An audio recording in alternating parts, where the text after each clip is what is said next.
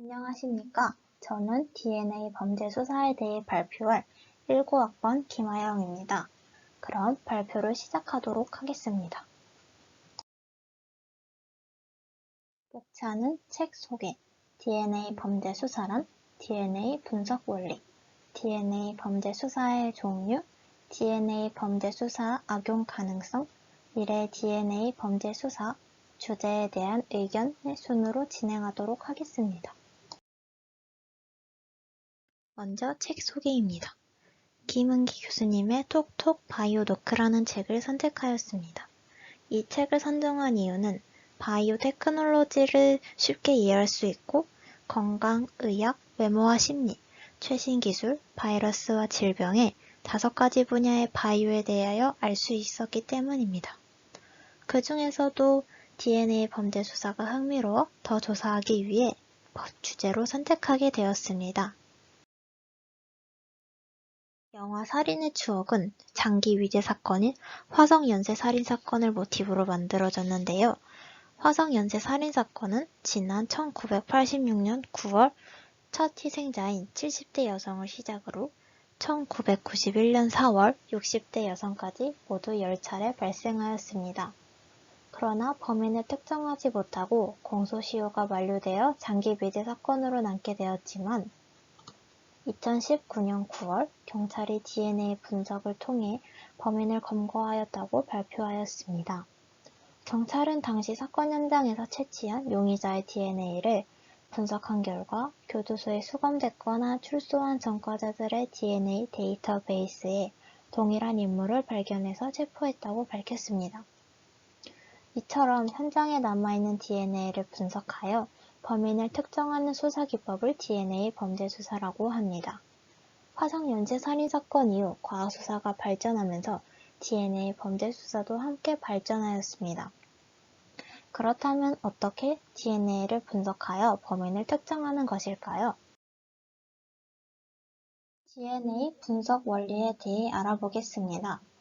DNA는 인체 모든 곳에 존재합니다. 범행 현장의 침, 머리카락, 소량의 혈흔 등에서 DNA를 추출하며 이를 통해 얻은 DNA 양은 극히 적은 양입니다. 그렇기 때문에 중합효소 연쇄 반응 기법, 즉 PCR을 이용해 DNA를 증폭하여 DNA 감정을 진행합니다. 1나노그램의 극미량으로도 사람을 특정할 수 있는 방법입니다. 이렇게 증폭된 DNA를 크기에 따라 분리, 분석하여 DNA를 확정합니다. DNA의 신뢰도는 99.99%까지 표현되는데 모든 사람의 DNA는 다 서로 다르고 돌연변이가 없는 한 죽는 날까지 변하지 않기 때문입니다.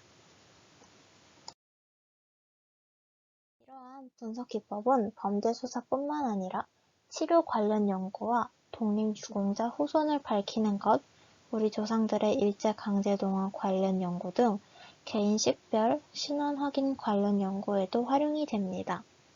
또한 멸종위기종 서식 실태조사, 특정 동물 개체수 파악 등 동물, 식물, 미생물을 대상으로 한 연구에도 활용이 됩니다. 특히 유해 DNA 표본 추출을 통해 독립유공자 및 강제동원 희생자분들의 시료를 채취하고 유전자 검사를 통해 유가족과의 신원일치 여부를 확인하는 업무는 큰 의미와 가치를 지니고 있다고 볼 수 있습니다. 이 중에서 친자검사의 경우 알고자 하는 정보에 따라 검사 방법이 달라집니다. 부자, 형제, 친척인간은 Y성 염색체를, 모녀, 자매 사이인간은 미토콘드리아 DNA를, 본인을 확인할 때에는 22쌍의 상염색체를 씁니다.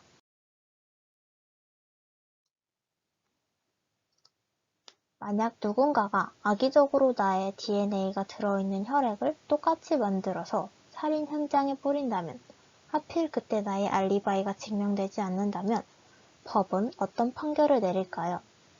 아마도 다른 범인의 확실한 증거가 발견되지 않는다면 저의 무죄는 증명되기 힘들 것입니다.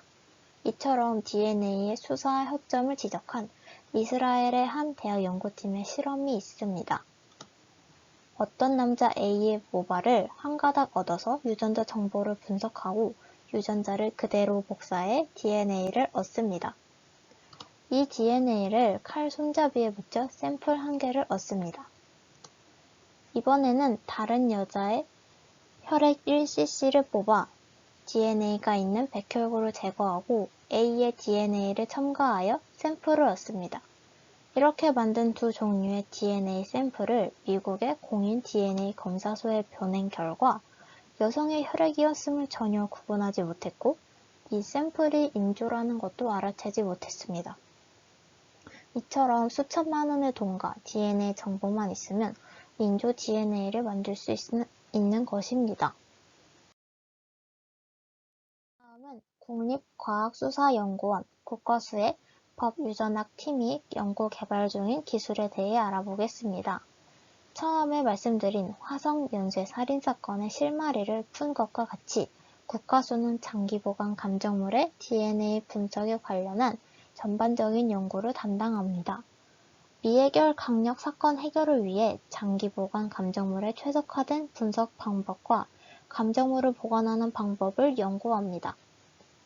최근 선진국 사례를 국내에 적용한 한국형 장기보관 감정물 분석 및 보관 시스템이 정립되었습니다. 또한 실종자 DNA 데이터베이스와 신원 확인 체계를 구축하고 있습니다. 국가 실종자 DNA 데이터베이스를 설립하여 운영에 대비합니다. 신원불상 변사자의 신원을 확인하고 미해결 사건 수사에 기여할 수 있는 다양한 DNA 정보를 발굴해 과학적으로 적용하는 일을 하고 있습니다. 이 외에도 인조 DNA에는 없는 꼬리표, 즉 메틸기를 검사하는 방법을 개발하고 있습니다.